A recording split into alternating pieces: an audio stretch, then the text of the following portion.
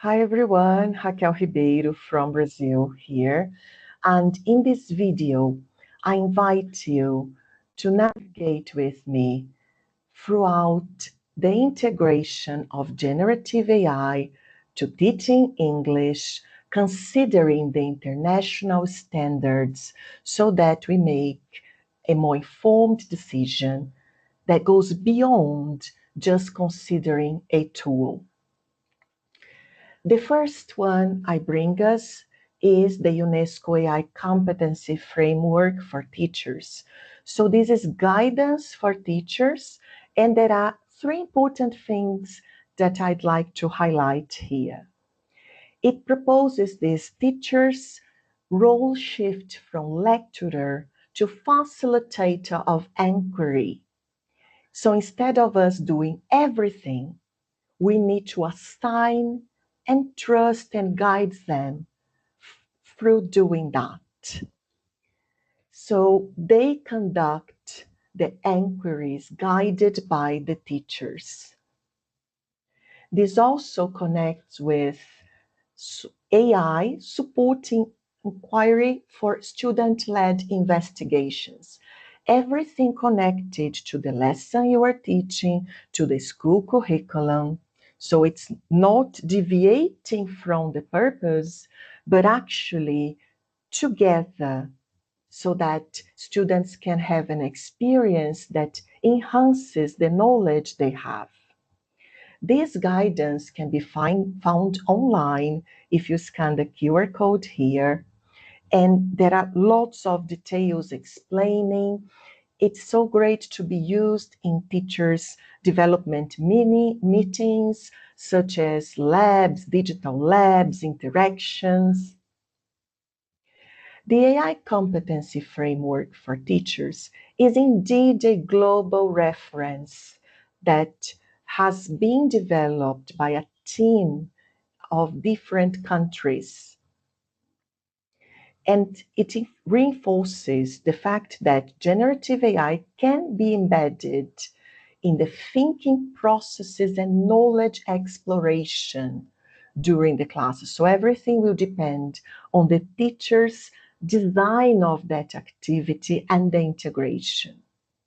There are three patterns suggested here. So teacher AI student, teacher student, teacher AI, student AI, and teacher AI student interactions. Important hints. Whether it is a situation where you can use the student's mobile, considering the bring your own mobile, BYOD, yes, bring your own device, or if you are using the tablets and computers available at the institution, at the school.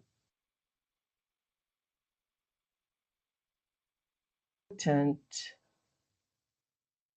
to look at the mobile settings.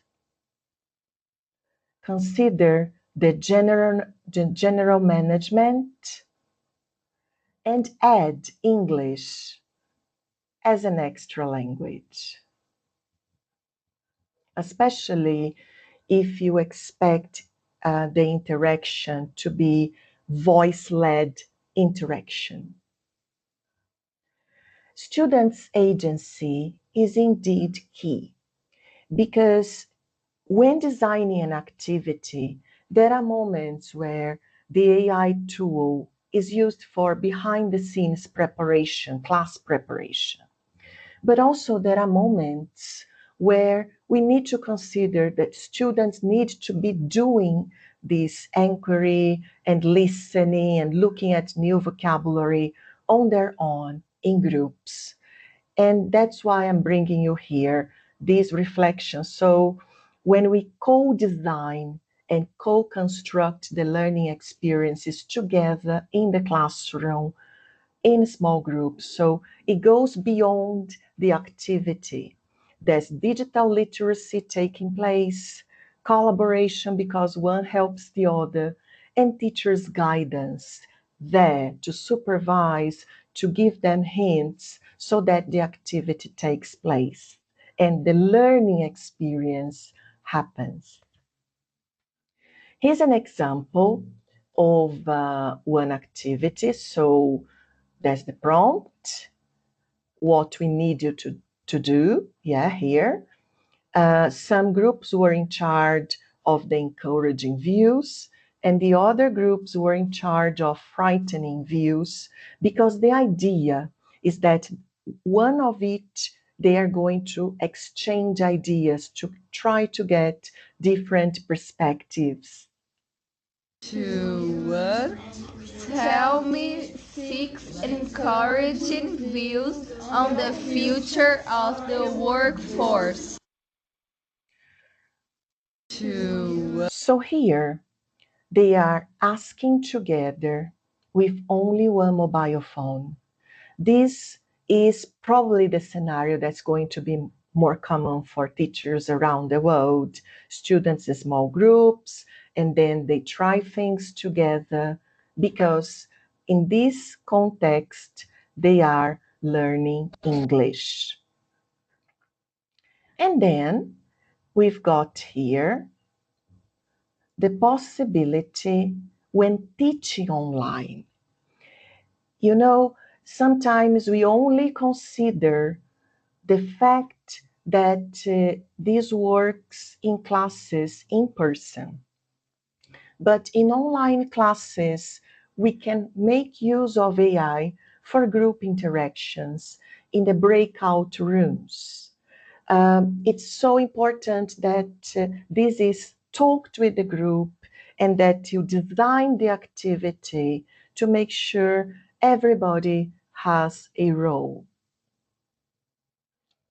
OECD also brings here an infographic on the 4 domains of AI literacy.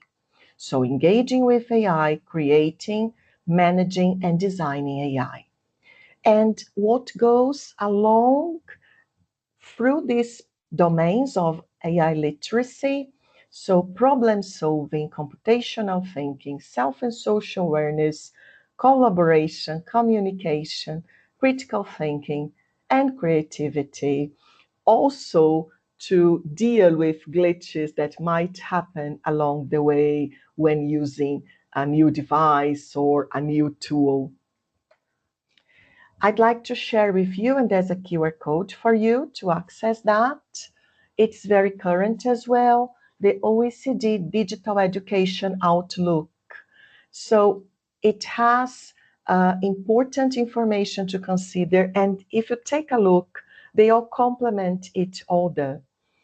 Using generative AI with pedagogical intent to improve learning, foster skills like critical thinking, creativity, and collaboration. TIRF, the International Research Foundation for English Language Education, has a policy guidance focusing on language education.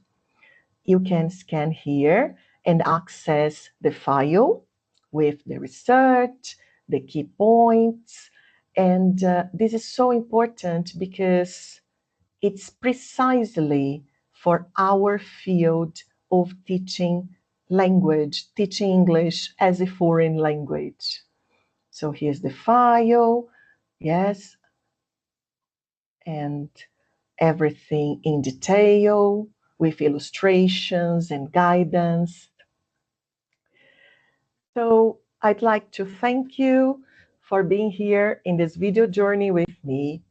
Ask questions, share your experience, your learnings, maybe in an article or video or social media post, because we can learn so much from each other.